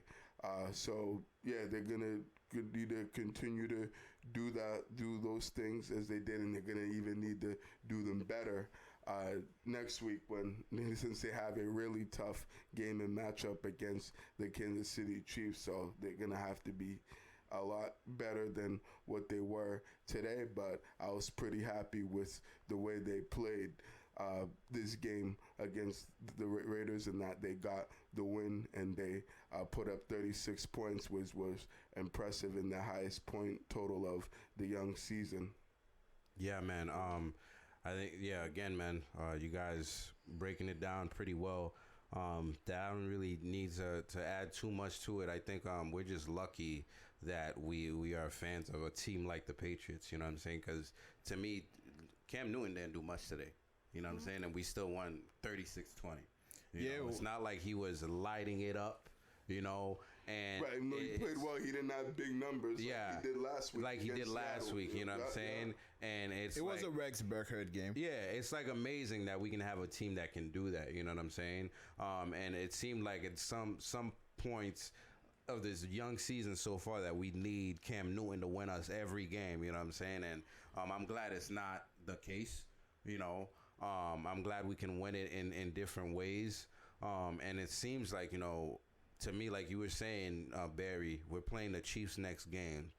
I feel like they did the same shit with the Miami game. So we're playing the Seahawks next game. We had a really conservative approach. Chiefs next week. I'm talking about the game versus Miami, and then we go into Seattle and air the shit out all game, and then we play the Raiders. We run it down their throats. Cam Newton doesn't do much, and we still win by that much. And then I can imagine it's gonna look even more different next week, Probably similar to what they played the Seahawks, because as we know, the Patriots are a game plan oriented team, and you always change their game plan from week to week depending on the opponent. Yeah, man, it's like, regardless of who's playing, we always have a chance. For some reason, somehow, somewhere, we always have a chance in these games, man, and I think it's great.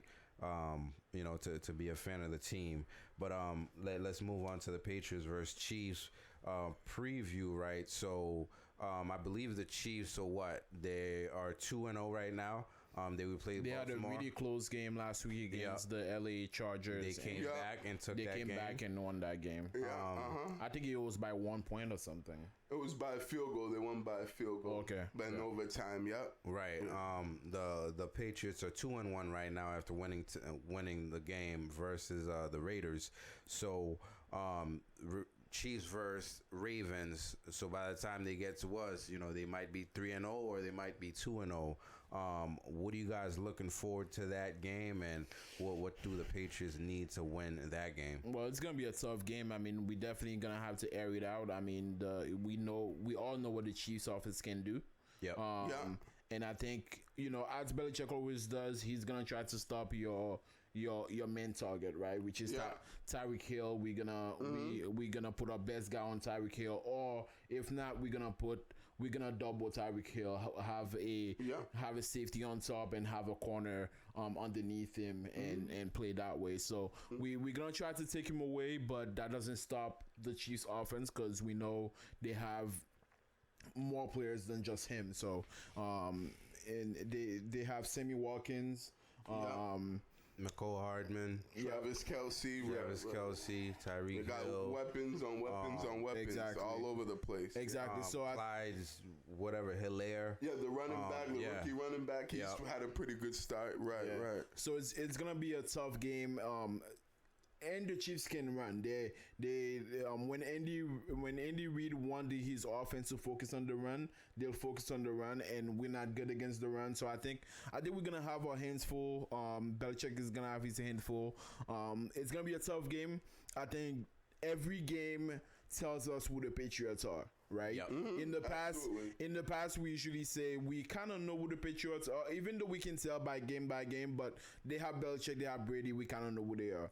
But this year, it's really like every week will tell us who they are. And this week, last week against Seattle told us, wow, we can keep up Yeah. with an offense that's Elite team. throwing. We can keep up with an elite quarterback. Like it told us that. This week it told us we can, when we want, we can clamp down on receivers. Yeah. Next week, man, Well, even that's though they didn't have much receivers out that's there. gonna be right, exactly. that's gonna be the next week is gonna be the real test, right? Oh, yeah. You're facing the defending champions. It's gonna really give us an idea of where we are in the AFC. So I personally don't think we can win that game.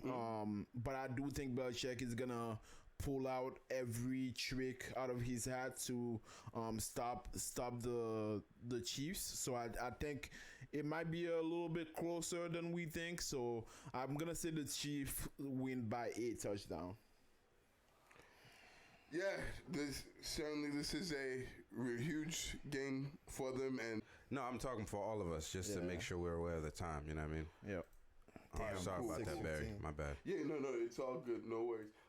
Quick question: do we want to do the fantasy football segment or nah? This week or pass on that this week since we're We can kinda do it, running man. We short can on do it. time. We just gotta move. We just gotta move. You know what I mean? This is the last thing we're talking about when it comes to the NFL, anyway. So, Did you already and do the everything announcements else, for the NFL? I already did everything. So, Okay, cool. So every- after the Patriots segment, or when we're talking about Patriots and Chiefs, we're pretty much moving on to the next Yeah, segment. yeah. Gotcha. Okay. So, you know, So then we'll do a quick start 'em, sit 'em, whatever. If you guys have it already, I don't. You don't? I don't. I got a couple. I don't have a fantasy team, so I'm Okay. like, You got it? Yeah, I got a couple. Okay, yeah. so we'll go. Yeah, we'll make that quick, And then, yeah. let's just make that quick though. What you're about to say? Right. You ready? It's a good game for them, and Yeah. And a measuring stick kind of game, similar to what we saw a couple of weeks ago against the Seattle Seahawks when they went into Seattle, and had that tough game. This is kind of another game that's going to be against a formidable and a great team in the Kansas City Chiefs, and especially that offense is dangerous and is explosive, and as great as that offense is, particularly, with Pat Mahomes and all the receivers they have, and, Travis Kelce and, their running backs. So, I mean, this is, a team that we're going to have to play our best football for 60 minutes against if we're going to have a chance to win, this game. You're going to see a lot of, double coverage on, Tyreek Hill, take him out of the game. We're going to see, at least another really good cover guy on, Travis Kelce to, limit his, productivity. So we'll, certainly try to do those things, but I really don't think we can win this game, to be quite frankly honest with you guys. I think, the Chiefs just have too much firepower. They have a lot more than the Seahawks and really any other team in the league, and that's why they were the defending champs. And I, hope that the Patriots can play well and be competitive and, keep it close and show that they can, play and compete with the Chiefs. But I know at the end of the day, I just don't think that the Patriots have enough to match with Kansas City, because we know Kansas City's going to put up points. But, and a lot of points. The question is, can Cam Newton and that offense match? And I'm not really sure that they can do that right now to this point. So I think the Patriots are going to have to run the football well and do a really good job of, time of possession and controlling, the clock, if they're going to have any chance of winning this game.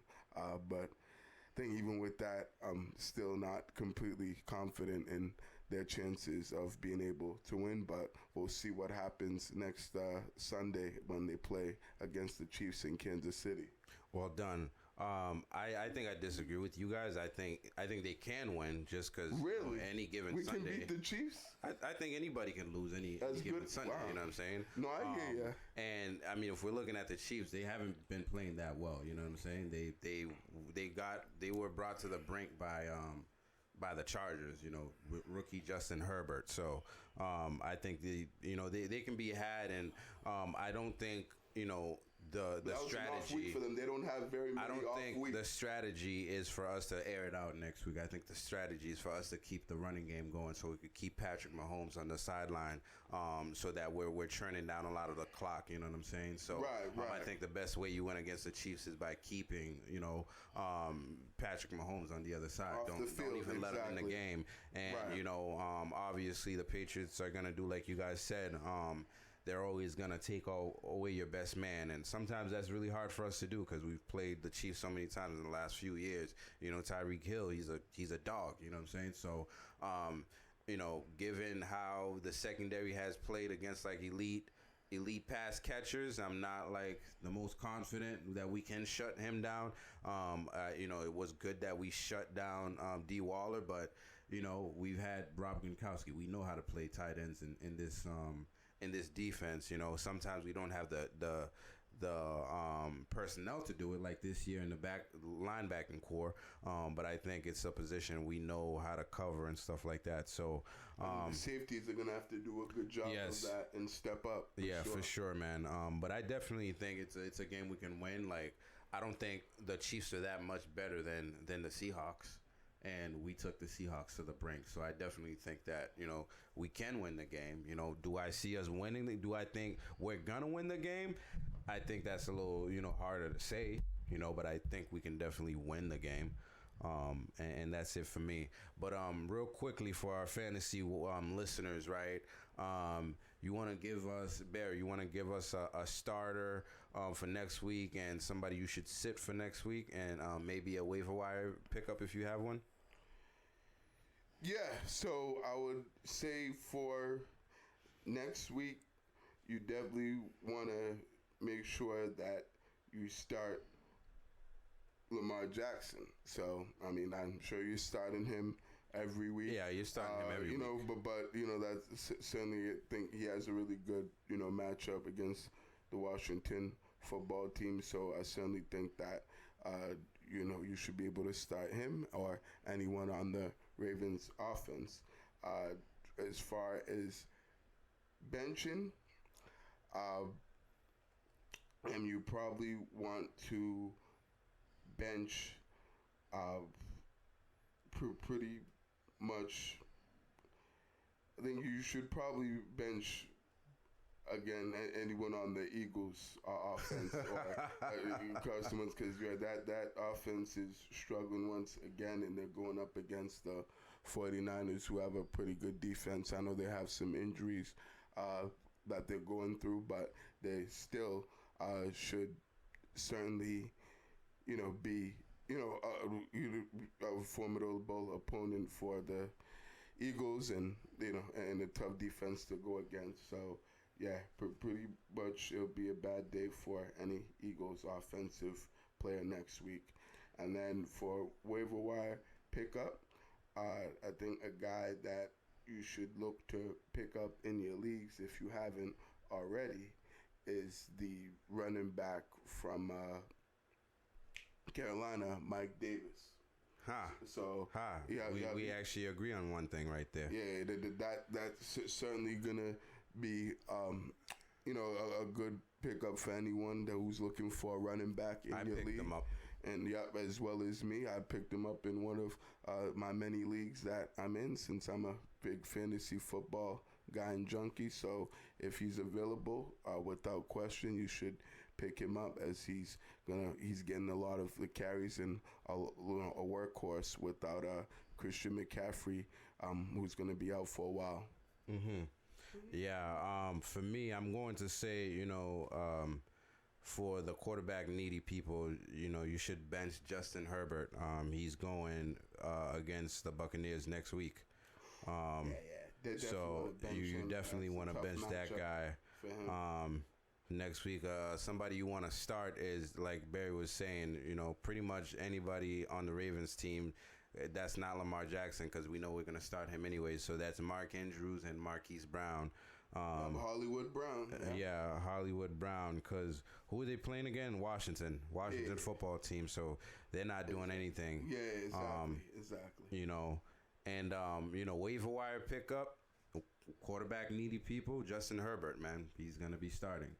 For the Chargers. If you need another quarterback, and I'd agree with how Barry. can you want to bench him and you want them to pick him up? Though. I just said to bench him, but you can still pick him up on the waiver wire because he does play more games, other than the Buccaneers, doesn't he?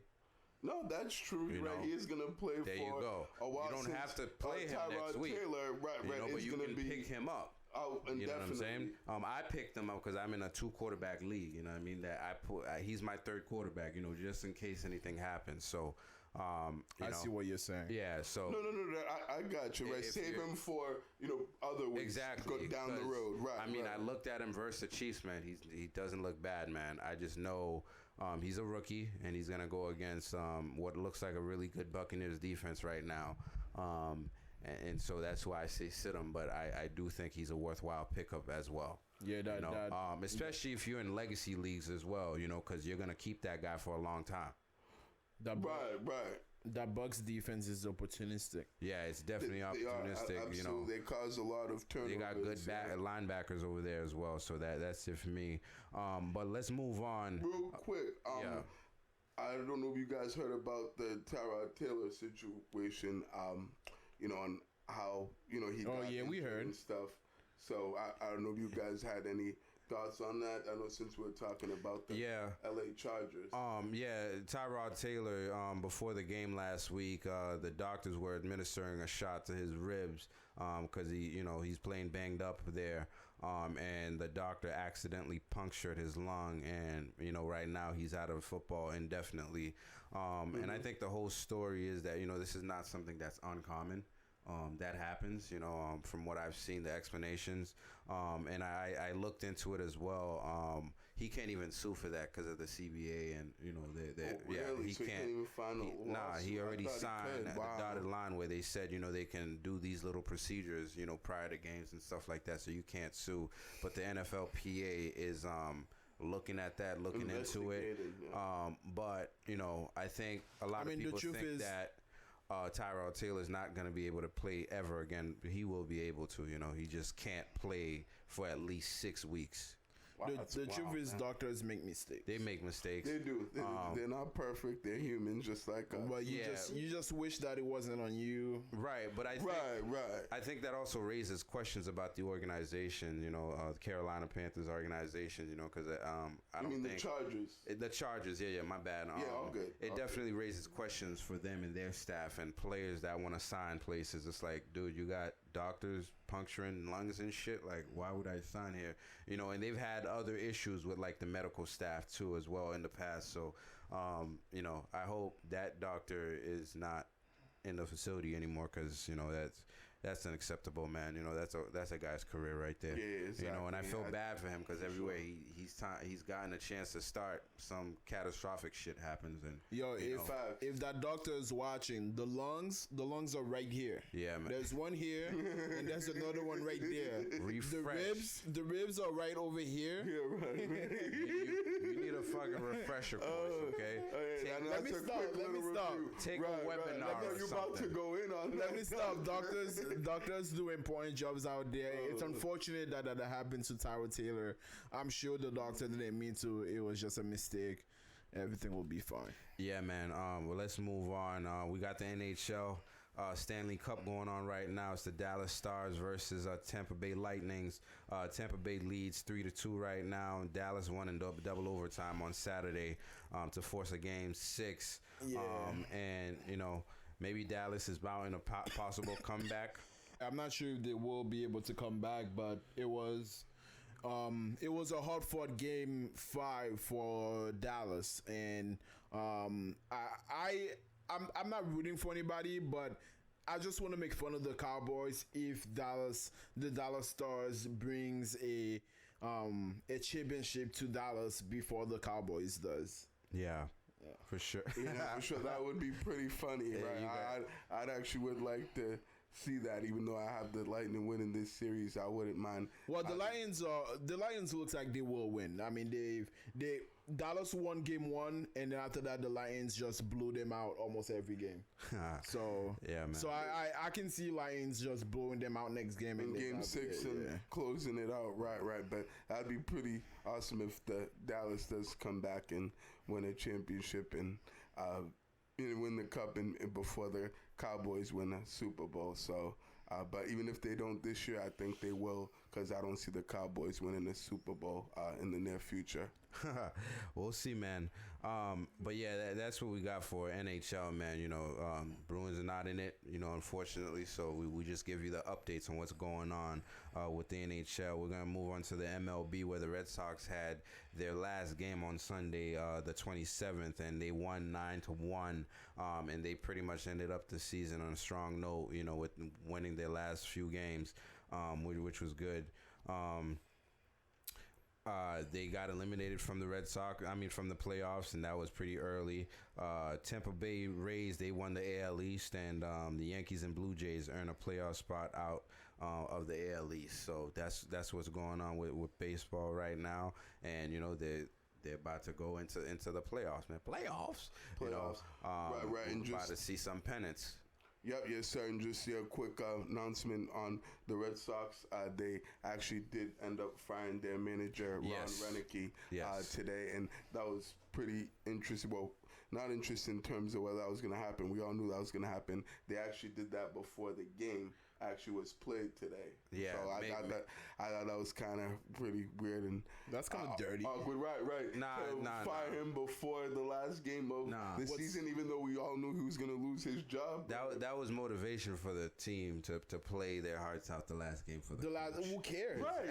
At that point, who cares? They're already out of the playoffs. They're already eliminated. The season's already over anyway. Listen, it's like either way, just do it after the game. Either way, it don't even matter, man. The guy's gone. Good luck to him. But say hello to Alex Cora, you know what I'm saying? Because he's probably going to come back in there. I think they've been talking about it all year. No, I hear what you're saying, but I just want to make this quick point. I think the GM, Chaim Bloom, has to be able to bring his own guy, and I think he has to be able to, identify which manager he wants and what kind of manager and what he wants to get out of that manager. So he. What if he likes Cora? I think, but we don't know that yet. That's what I'm saying, and I don't know if you want to go that route. Again, I get Cora did a good job here when he was with the Red Sox, but that's clearly not his guy. I don't think he's his guy, but it could be his guy possibly. So, but I think he has to bring someone else that he really likes and that he thinks could do a good job managing this team in the future. Yeah, I think Chaim Bloom is also young enough for the owner Henry to be like, no, you're bringing back Alex Cora. So we'll see what happens, man. He could call the shots. He's the owner of the team, so we never know. But let's move on to soccer, right, man. Let's keep it moving. Vlad, what do we got for us? Well, Barry obviously doesn't agree. Yeah, that's gonna be for another that's show. True. We'll save that for the next episode. I don't want to talk too much, Red Sox on this episode. I'll save that for maybe next episode or at some point down the road. But I'm just glad that the season's over. But then again, I feel like it never started anyway. Right. Agreed there. So I don't want to talk too much, about the Red Sox because they're not worth really talking about because that's how pathetic pathetic and trash their season was. So, but we'll talk more about their moves in the offseason and what they need to do with the roster and the manager position moving forward as the offseason goes on. Yeah. All right, so soccer. So we'll start with the New England Revolution. They played against the Montreal Impacts and they won 3-1. Their next game is they're playing this Sunday. By the time you guys listen to this podcast, they will already play the DC United. And they should win this game, but we never know. They're in 6th place in the Eastern Conference, so they're moving on up, and they've been playing a lot better lately, so hopefully they can keep doing that so they can secure a playoff spot. The UEFA Super Cup was played this Thursday, I believe, and that was Bayern versus Sevilla. Bayern won that 2-1. And lastly, Luis Suarez left Barcelona, got pushed out of Barcelona and went to Atletico Madrid. Lionel Messi was very upset at that, by the way he got treated by the club. So that has been big news. Luis Suarez actually played his first game with Atletico where he scored 2 goals. So it should be interesting to see the impact that he will have on Atletico, who's been craving a true number 9 striker. So they finally got one. We'll see what that brings. Yeah, man. So that's it. That was quick. That was a quick one, man. Quick soccer segment, short and sweet today. Yeah, word. Last but not least, man. B Money Lifestyle Person of the Week, brought to you by B Money, man. Who you got for us? Yes. So for this week's B Money Lifestyle Person of the week is certainly an interesting person that I picked. And it's someone who's been, going through a lot, recently and had a tough off season, in a tough year in general. And that person would be Dallas Cowboys quarterback Dak Prescott. Interesting. Yeah, very, very interesting for sure. So he just recently came out and spoke about his mental health, spoke up about it and said that he was going through depression during the off season, not only obviously because of COVID, but his brother had actually passed away. And ever since then he had felt like he hadn't been the same person, and his mind wasn't right, and he kind of was just lost and was feeling down a lot and just had a big, sense of depression. So he finally just recently spoke up, about that and, and opened up, about it. And, I thought that's really awesome, and that's great that he was able to do that, because I know everyone's different, and for some people it's not easy for them to speak up about that, especially when you're at that point of your life when you're really going through some stuff and you lost someone that you're close to, that passed away. And, when with this crazy as this year's gone, I know it's certainly been, really tough on him. So I, definitely respect him a lot more for doing that. I know a couple of guys have, commended him for that and given him recognition and the praise that he deserves. Like the tight end from Atlanta, reached out to him after Yes, the I game seen that. and on the Hurst. field, and they had a nice Hurst, yeah, right, Jaden Hurst. He was the one that definitely had a nice exchange and interaction with him on the field, and gave him credit for speaking up against that. And then also Russell Wilson just recently came out with a statement and said that he appreciates and he's glad that Dak Prescott was brave enough to be able to open up on his mental health and depression, and help not only himself but other athletes that are going through the same thing or a similar situation, help them, be able to speak up more about it and be more open so that it can, be able to, increase like the mental awareness, health awareness for other, athletes, in football and any other sport moving forward. And I think that's a really good thing that, that I got out of this and that came out of this is that there's certainly, this is heading in the right trend and on athletes being able to speak up on this and not being considered as being soft, because that's definitely not the case here at all. And I've never thought of any athlete that's spoke up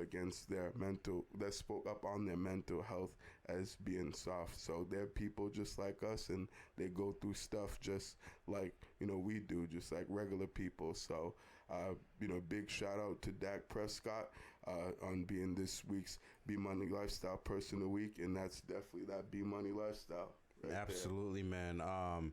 Yeah, I think that was a pretty good pick for the B Money Lifestyle Person of the Week. Yeah, and I thank think, you, John. Appreciate it, and thank you for sending me that information and recommending him to me. I think that was a good pick on your part as well, and helping me select him for this week's B Money Lifestyle Person. Nah, for sure, man. And as African American men, ourselves, as minorities, I think it's there's really a lack of mental health awareness in our communities, and for these guys who are predominantly black in the leagues, to start bringing awareness to it is a big deal, because I think a lot of us are hurting and we don't know how to help that, and boy, go get some help, go talk to somebody, what I'm saying? And exactly. I think it's okay, what I mean? Don't let nobody, fool you. It's better for you to be okay, than, for something else to happen to you, what I'm saying?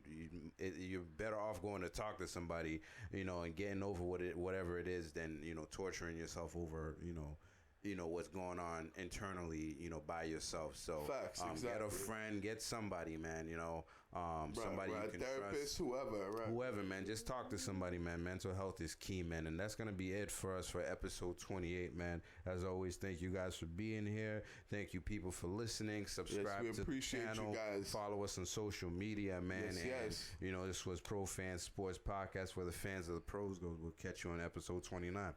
Yes, sir. Have a good week, guys. Peace out. See ya. Peace.